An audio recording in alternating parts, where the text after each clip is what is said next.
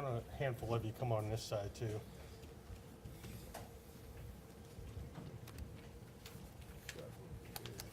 Thank you for our media partners coming here today. A couple points of housekeeping.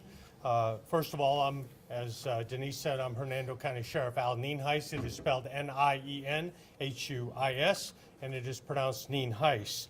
As we said, we have a couple speakers here today. I know there may be another topic you all may want to talk about. What I'd like to do is get through this planned press conference, kind of have a hard stop, and then maybe I'll talk a little bit about another issue that may or may not be on your minds. Before I also go any further, I want to thank, he couldn't be here today, he had another obligation. I want to say a special word of thanks to our State Senator Blaise Ngolia.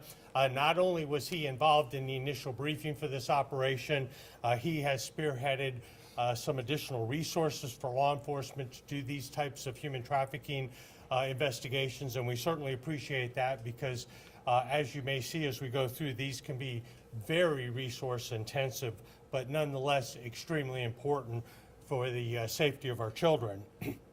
We actually started this operation not too long ago, July 17th, a few days ago, and it went through Monday, July 22nd, this last Monday.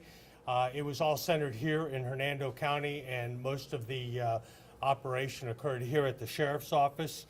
We did have several other agencies assisting us. We had the Central Florida ICAC Task Force, which is the Internet Crimes Against Children Task Force. I think there were individuals from St. Pete Police Department and Hillsborough County Sheriff's Office involved in that. We did have the Florida Department of Law Enforcement, who they're going to say a few words afterwards. Department of Homeland Security assisted us, and the 5th Judicial Circuit State Attorney's Office, Mr. Gladson's office, were involved from the very, very beginning. These investigations, because they are very sensitive and very complex, we do get the state attorney involved from the very get-go, because we certainly don't want to go through these investigations and leave any stone unturned or any T that's not crossed or any I that's not dotted. So we certainly appreciate their assistance in conducting the investigations. Now, what this investigation was undercover detectives posing as juveniles between 11 and 15 years of age, and through the internet, they were either solicited or enticed by individuals listed on our board, which we'll show here in a minute, to engage in sexual conduct. They either did it through payment, actually prostitution type stuff, or through just casual encounters. The individuals that we did end up arresting all admitted post-Miranda to their involvement, including the conversations to engage in sexual conduct with the minors they believed they were communicating with. We had a total of 8 individuals who were arrested as a result of this operation. They were arrested for charges that included human trafficking, attempted lewd and lascivious battery, traveling to meet a minor to engage in sexual conduct, battery, and unlawful use of a two-way communication device. Now these individuals, and ironically, we of course go into these things really hoping that we work very hard and nobody is willing to take us up on our offer. But we're also realists and know that there are pretty evil people out there that are willing and able and definitely attempt to do some of the most disgusting things that you can imagine as adults here in Hernando County. Unfortunately, 8 out of the 8 individuals that were arrested, 6 of them actually traveled from inside Hernando County, so they didn't even have to come from outside the county. There were a couple of them from outside the county. I think one was Plant City, I believe. We'll get into that in a minute, and another one was from another area not too far away. These individuals were arrested over the course of this investigation, and I know there were some things brought up about maybe some booking photos not going online immediately, and that was done obviously for operational reasons. These type of individuals that are engaged in this type of activity is a very tight-knit group of criminals, and they talk to each other, they know each other, and for us to put their booking photos up with what actually occurred might have hurt the investigation over the several days that we were doing it. So we kept that information secret till the conclusion of the investigation. And our first individual that we want to talk a little bit about today is Juan Romano. He is born in 2005, and he is one of the ones that traveled from outside the county. He came from Plant City. This individual was charged with traveling to meet a juvenile after the use of a computer to lure that child, and of course the use of a two-way communication device to facilitate a felony. We did seize his vehicle. I instructed my people, as we typically do when we have serious crimes, to take away the fruits of those crimes or things that were used, instrumentalities in those crimes. And so hopefully if this person does get out of jail anytime soon and decides he wants to travel to meet another minor for sexual activity, he's going to have a little bit more difficult time traveling without his vehicle. The next individual is Sean Goulier. He was born in 1998. He actually left his job at a local establishment here in the county to meet a minor. His vehicle was also seized, and he was charged with travel to meet a minor after use of a computer to lure that child.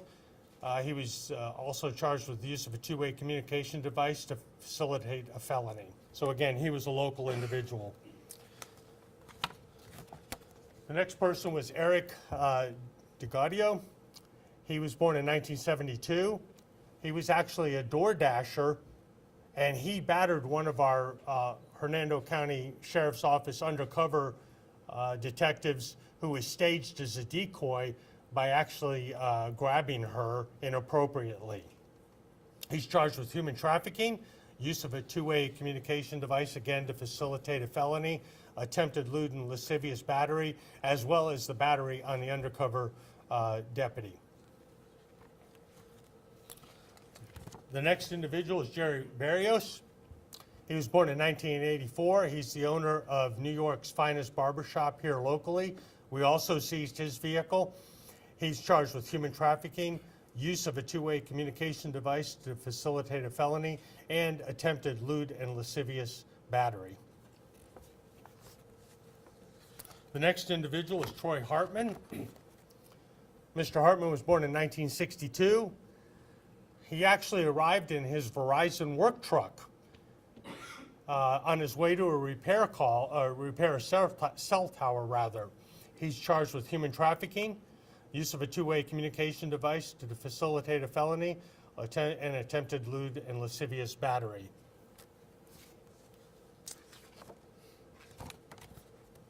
Jared Alamo, he left,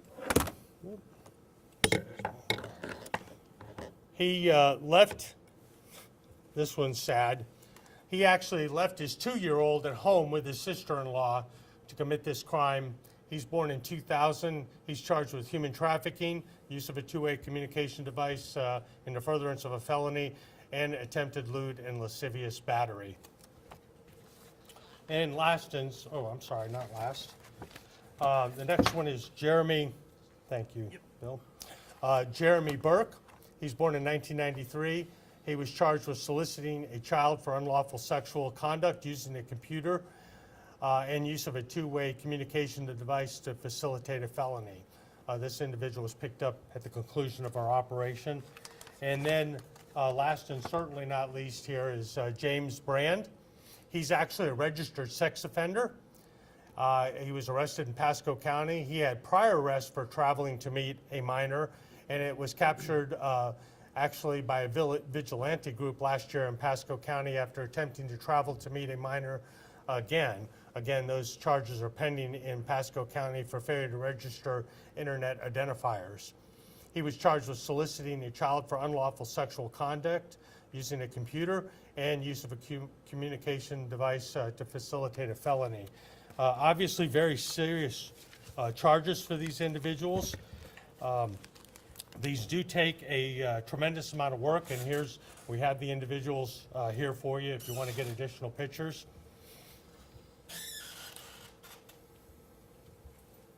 As I said, we've been working. Our Internet Crimes Against Children's Unit was stood up a little over a year ago. and they've been working very hard since April of 2023. Initially, one of their major focuses was possession of child pornography. They've actually made 43 arrests in that area, 6 of which unfortunately were juveniles. 4 of the individuals were already registered sex offenders, and those charges, as I said, range from possession of child pornography, distribution of child pornography, and human trafficking, and so forth. So they've been very busy. This is the first operation like this we've done in quite a while. It took dozens of individuals to be involved, and not just the undercover portion over the internet, but obviously you have to have surveillance teams to look for counter surveillance, because these individuals, they don't want to be arrested. We have takedown teams. Crime analysis is very involved in working with our undercovers to try to identify these individuals, and a whole host of other people, including forensics, to maybe facilitate processing crime scenes or processing vehicles and the like, as well as obviously our forensics section that deals with electronic devices. They have a wealth of information and knowledge and expertise in that area, and they are critical to making good cases here. The detective who currently monitors sexual offenders and predators has effected 56 arrests on those that are already known to us to be offenders or predators, and he has currently 514 of those individuals under his purview. So again, our relationship with our fellow agencies is critical, and so I'd like to turn it over a moment to the person who will now take this ball and run with it in the court system is our local state attorney, Bill Gladstone, and he'll offer some information from their perspective. So, Bill. Thank you, Sheriff. Good morning, everyone. As the Sheriff said, my name is Bill Gladstone. I'm the state attorney for the 5th Judicial Circuit. And I just want to thank the Sheriff's Office and FDLE for working on cases like this, because these cases underscore why it's so important for parents to make sure that they know what their children are doing on the internet. And it's so important for everybody in the community to be aware of how these people prey upon children. And I have had the opportunity to go back while they're doing these operations. And in fact, this particular case, my Hernando County Chief, Conrad Juergensmeyer, visited this operation while they were doing it with Detective Galarza, who I think managed the operation. And as these cases unfold, as you walk back there and you watch these detectives, and people are soliciting things from them, and these conversations progress and progress and progress, you know, that's something that the public doesn't get a chance to see, but it's absolutely horrifying. It's horrifying, and it happens quickly. And it happens a lot more than you end up getting cases on. So there are a lot of people that start to bite, but they don't fully commit. And it's just a reminder of how serious the internet can be and how dangerous it can be when parents aren't monitoring it, and when children are allowed to just kind of do their own thing. So with that being said, I can't speak about the specifics of the investigation. I can say that the Hernando County Sheriff's Office does an excellent job with these cases, and that we prosecute them and we seek to put these people in prison every chance we get. That's what we do. These are the people that are out there hurting our most vulnerable, our children. So with that, I think that's probably as far as I'll go, Sheriff. Thank you. Thank you. Again, I appreciate his willingness from the get-go to come and be involved intimately in these investigations to make sure that we give them everything we possibly can to make a prosecutable case. Next, another relationship we have, and I know I saw Commissioner, FDLE Commissioner Glass over the weekend, and he sent his regrets for not being able to be here. I've talked with him at length about this and other issues that are statewide issues, and to say we appreciate FDLE and the partnership we have with them. Their reach is a little bit further, obviously, than Hernando County Sheriff's Office, and some of the resources they have, although we can do a tremendous amount in-house, there are some things that they can do that we are not able to do. So a partnership with them is absolutely critical. And towards that end, FDLE Assistant Commissioner Lee Massey is going to say a few words on behalf of FDLE. So, Thank you. Thank you.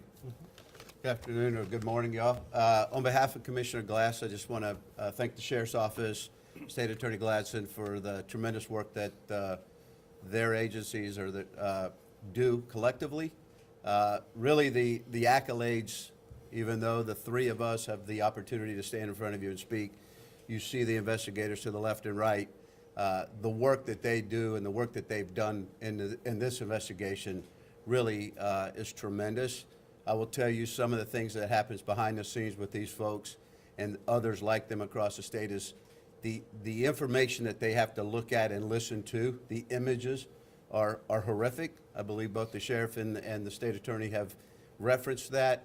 But they have to look at these images all day, every day, take those images home. You can't really, hit Control-Alt-Delete and start over or clear the images from their minds. So I want to offer my appreciation and my thanks and gratitude to each of them for the work that they do. Really protecting, to the sheriff's point when he first started his comments, referencing the victims in this, and they are the vulnerable amongst us, right? The children that can't really make their own decisions or defend themselves. So thank goodness today. What I would like to say, because the details of the investigation have really been covered well, is the collaborative effort is the way law enforcement should work, and I think that's a direct result of what this investigation has presented.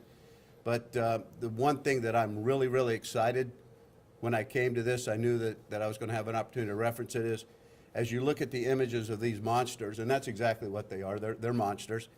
What we don't have is another board over here with images of live victims. And the reason we don't have the innocent images of those children on a board next to us is because of the great work that these guys have done. I want to say that, hopefully I didn't offend, guys and gals. But that's really where the rubber meets the road, right? We don't have a poster board of innocent children who have been victimized by these individuals. We'll keep it at that. And I think that is ultimately the end goal. So the citizens of the county of Hernando, the state of Florida, are all more fortunate today because of the work that these folks have done, the commitment that the leaders of these two organizations and my boss have put into this. So that's what it's all about, and thank you all for coming out and covering this story because I think it's important. But on behalf of everybody involved, thank you very much, and great job. Thank you. Thank you.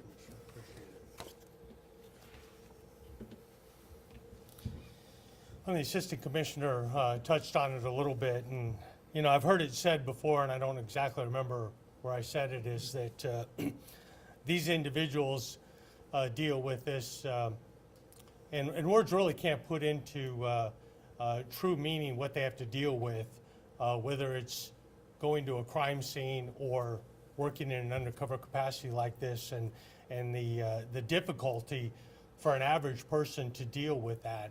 And those deputies step into that role as hard as it is, so the rest of society can be naive about what actually goes on. And there's things that we can't even talk about that I guarantee you would turn your stomach, or the average person's stomach. And so I want to reiterate the fact that they're willing to step up and deal with that mental anguish that they have to do. I say all the time, and it is certainly not political rhetoric, I get to work with some of the most professional law enforcement individuals that I've ever had the pleasure in over 40 years of law enforcement to deal with, and they surprise me every single day in a very, very good way. And that is absolutely true. Thank both of you for recognizing that, because unfortunately we do get to see a little bit about what they have to deal with, and it turns our stomach. We can't imagine being right in the middle of it in real time. So with that being said, on this particular case, does anybody have any questions or for myself or the state attorney or the FDLE assistant commissioner? Sheriff, you may not want to divulge it, but I mean, the tactics that were used, are we talking social media, are we talking video games, Roblox, and part of that, what are you telling parents to be on the lookout through these, I guess, apps or video games that the communication is happening? Well, yes, all of the above. We certainly are going to do our very best to be as as contemporaneous with the bad guys as we possibly can, using whatever means that they use to lure these children. For the bad guys that are out there, regardless of what method you're using, we're going to figure it out and we're going to use that method. So you need to be very, very scared of law enforcement. And if we can prevent one child, and as was said, we don't have a board up here. We don't know what we prevented. We can't measure that, unfortunately. But we are sure that we, obviously, when these people are in custody and in prison, they obviously can't hurt another innocent child. But parents, I wish I could give a sound bite to parents to say, if you do this, that's easy, you're not going to have an issue. It's not easy. And basically, it's one word: involvement. You've got to be involved. If you're not paying attention every minute of every day to what your children are doing, they're going to figure out a way. Children can be very resourceful. They don't always make good decisions, as the Assistant Commissioner said.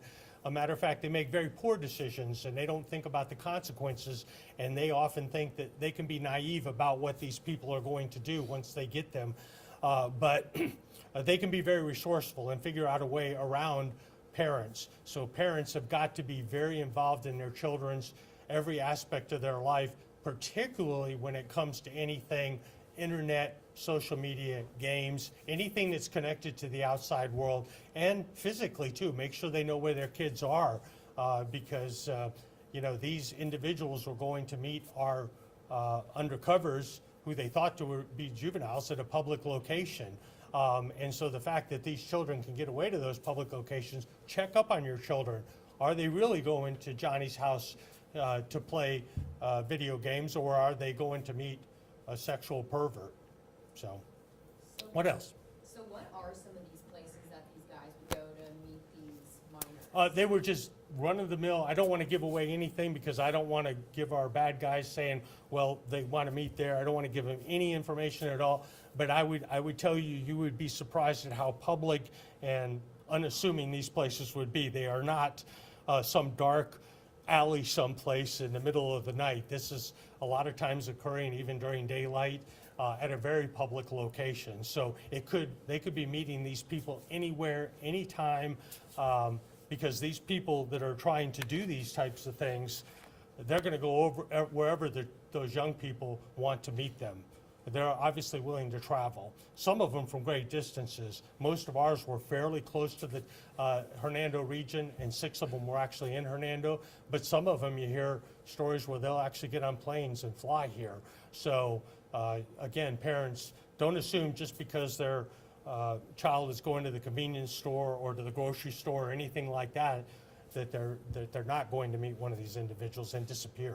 So, any other? If you touch on it, did these guys work together in any No, way? They're no, all separate? no, we don't have any information that they work together, but it is a very tight-knit community, obviously.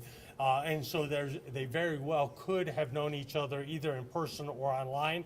I don't think we have any information of that specifically, but that's one thing we're concerned with, that we have to be cautious when we're making these arrests, not to make them public, because if they know that their friend's arrested for traveling to meet a minor, they certainly are going to get off the computer for the time being and not do it themselves. So, all right. Any other questions on this particular case?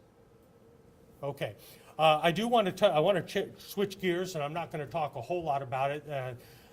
We do have a recent media event, and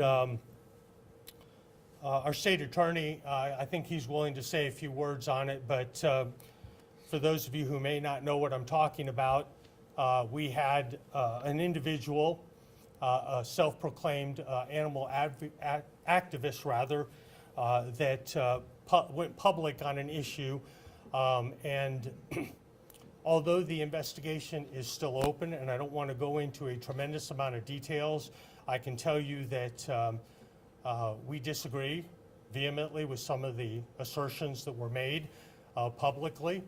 I will tell you that a couple things that were stated publicly, and I think there is no disagreement on, is this individual, over the course of the last year or so, apparently became aware of the individuals who might be willing to sell horse meat. And by his own accounts, He injected himself into this situation and ordered this horse to be slaughtered, unbeknownst to law enforcement and without law enforcement's assistance or even knowledge. It's our belief, our preliminary information, that this individual came from outside Hernando County to meet individuals in Hernando County. And there is some information that the horse and the individuals that slaughtered that horse may have actually, if it actually occurred in Hernando County, we're having some difficulties getting information on that, and I'll talk about that in a second.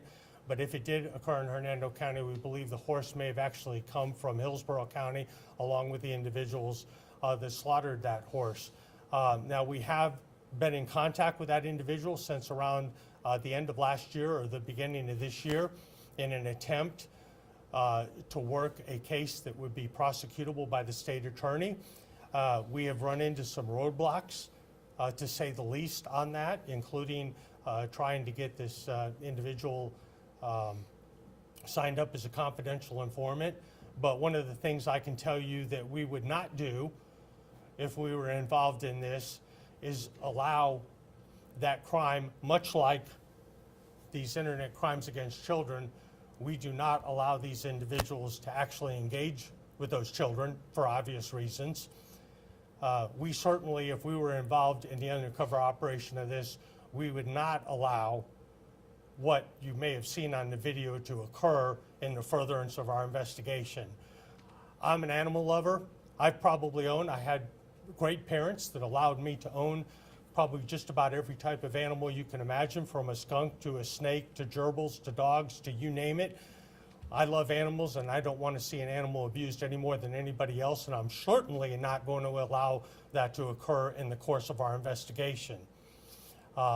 So with regard to the investigation itself, again, I don't want to give anything that, any information that may inhibit Mr. Gladson's decision on whether that should be prosecuted or whether it's able to be prosecuted. So I'm going to let him, because I know his name has been brought into this, I'll maybe let him speak a little bit about that, and then maybe we can answer a few questions. So, thank you. Mr. Gladson.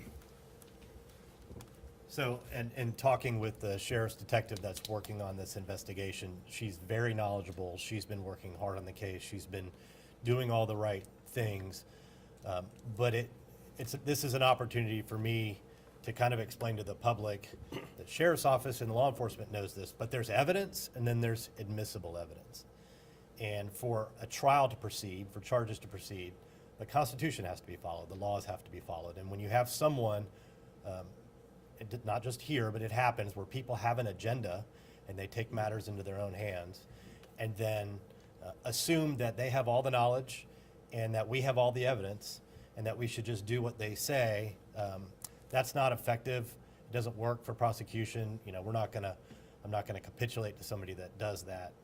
So with that being said, you know, we started an animal cruelty task force in the Fifth Circuit, which the Hernando County Sheriff's Office is involved in, which actually has now kind of joined with the Orange County, Osceola County State Attorney's Office. It's probably the largest animal cruelty task force with veterinarians from the University of Florida. We take this stuff very seriously. We've gotten some good long prison sentences for people that have abused animals.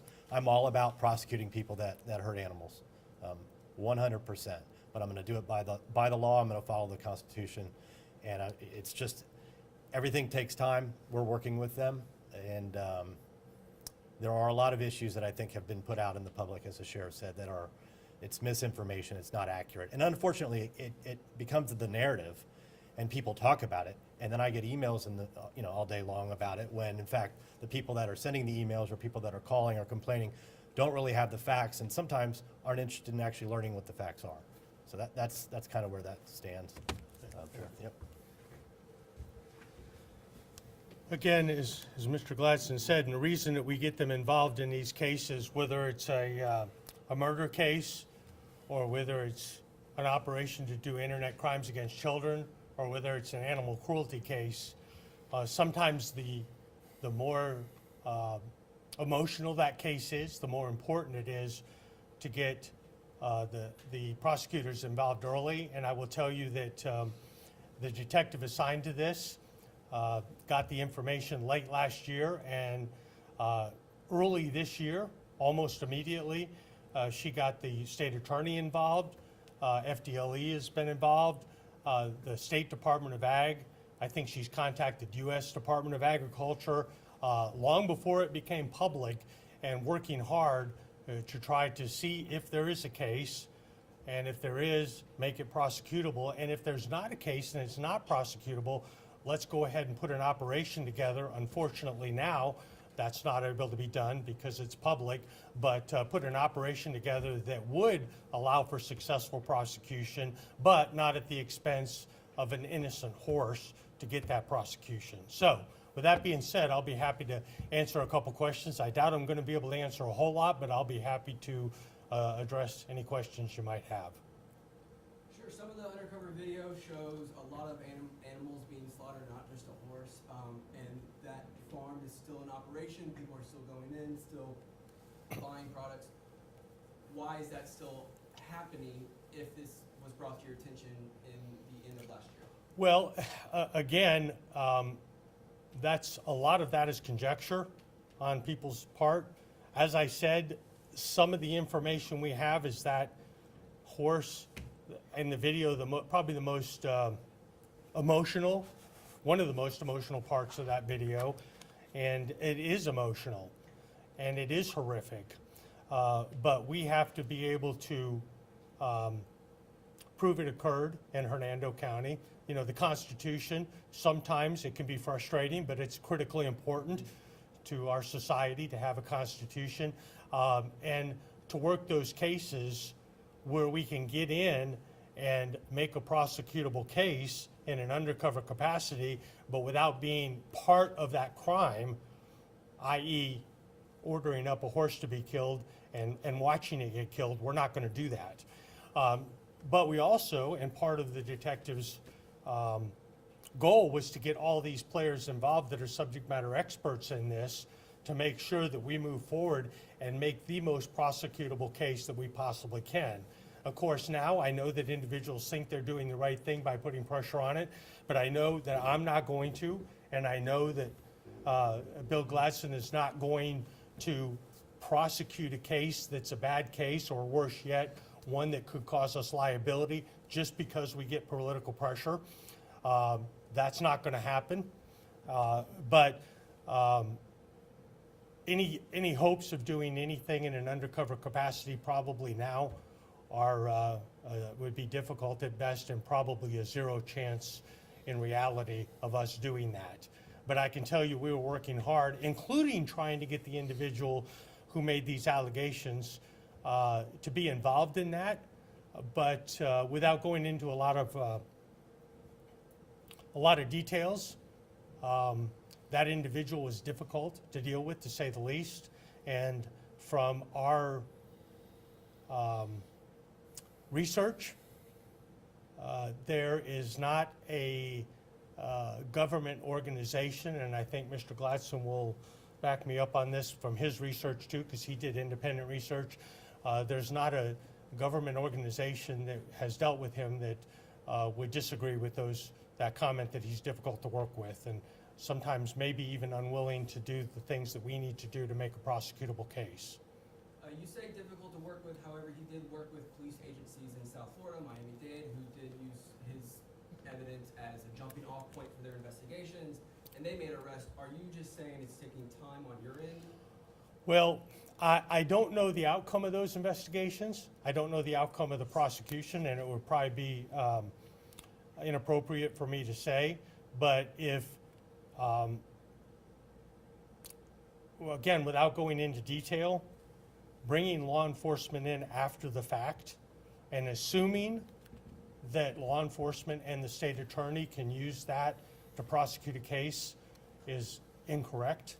And that's why we encourage people. And it's frustrating. Nobody wants to make a case quicker than I do. You can ask my detectives. I do put a lot of, hopefully not too much, but a lot of pressure on them to keep things moving quickly. But even cases that we come across, and Mr. Gladstone will definitely verify this. We have home invasions, we have murders. Sometimes it takes us months, sometimes it takes us years, sometimes it takes us decades to get them to a point where the prosecutors say, yes, we have a case that actually is prosecutable. And so does it take a long time? Yes, it does. But if you want to do it right, that's the price you have to pay. If you get in a hurry, without exception, you're gonna have failures, and you're gonna give the defense attorney what they need to get the case thrown out or get a not guilty verdict. And I think what's really important for your listeners to know is we have part of our Constitution which they call double jeopardy. And once you prosecute somebody and they're found not guilty, they can come out, admit to that crime, and you can't prosecute them in the future. So as frustrating as it is to make sure we get all of our T's crossed and all of our I's dotted, it's the prudent thing to do and the right thing to do despite political and public pressure. I'll end on this. It sounds like you did make an arrest earlier this month for one of those individuals, animal cruelty misdemeanor, I believe for involving a pig. So was that with Richard Kudo's evidence, and why was that being able to be used and not other evidence? Or did you get your own evidence of that? You want to take that one? You know, I think that's a good question. I think it's important, though, that now that case has landed in our lap for a filing decision, that we not comment on the specifics. And I'll reiterate what I said before. There's evidence, and there's admissible evidence. For evidence to be admissible, it needs to be collected properly. It can't be tampered with. It needs to be reliable. It needs to meet the evidence code. And all those things are being examined, you know, as we speak, to make sure that that case can proceed. It was a case based off an arrest warrant. So that's a very low-level probable cause determination. Did the person commit the crime? Our filing decision is, can we prove it beyond a reasonable doubt? Which means, is there enough admissible evidence that we think a jury would come back with a guilty? So that decision hasn't been made yet, but I think it is somewhat distinguishable from the case that you were just talking about. And one further point, and I don't mean to be flippant about this, but we're going to knock stuff over during this press conference. But to your question before about what happened in Miami-Dade, I grew up in Miami. I wouldn't use them as an example or comparison to anything that we do up here. It's a completely different world, you know, and I'm sure whatever prosecutor has that case, if they filed it, and I'd say if, they've got enough evidence to go forward, and that's a decision that they individually make. But we examine our cases very closely, very carefully, and I'm always reluctant to compare. I think it's important to not compare one prosecution with another, because it's just not that simple. So, thank you. What kind of charges could Richard Kudo, the one that was leading this undercover investigation, possibly be facing for being a part of this before telling you guys? Okay. Yeah, honestly, I don't think we should comment on what the possibility might be. It's probably premature to discuss about, you know, details like that. But it is something that you guys are looking into, is now he could be in trouble as well? You know, I'm not going to go so far as to say that. I will say that anytime someone appears to have committed a crime and it comes to the sheriff's attention or our attention, there are eyes that are watching it. Yeah. Okay. Is that it? Thank you all very much for coming. We appreciate your time. Thank you, guys. And our PIO will be available if you have any follow-up questions that come from the desk or